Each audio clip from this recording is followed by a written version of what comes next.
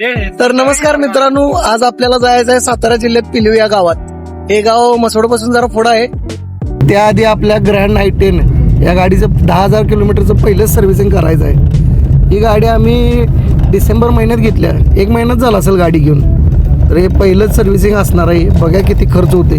तर आपले मंडळाचे कार्यकर्ते भेटलेत, मग काय ही लागलीत नाश्ता मागाय। मग यांना घेऊन आलो कॅसप्रो चौकात फेमस असे संतोष वडा सेंटरला। मग काय इथं दिला ताक आणि वड्यावर जोर। मग मालकाला म्हणलो चल जरा तूच गाडी सोडून येऊया। मग गाण्या पण म्हणला मी येतो। महिषा म्हणाला मला पण गाडी घ्यायची, चल जरा बघूया शोरूमला जाऊन। तर आम्ही आलो युनिक होंडाई, जे शिरोली फाट्यावर आहे, सांगली फाट्यावर। कालच पहिल्या सर्व्हिसिंगसाठी भावानं अपॉइंटमेंट घेतलेली। तर पहिल्या सर्व्हिसिंगमध्ये काय काय करतात बघूया आणि किती खर्च होतोय बघूया। गाडी मग सर्व्हिस सेंटरमध्ये आत घेतली।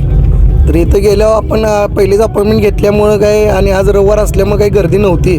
ऑफिसमध्ये कुणाला भेटायला लागते बघा। ॲडवायझर म्हणून सुशांत लोकरे साहेब भेटलेत आपल्याला।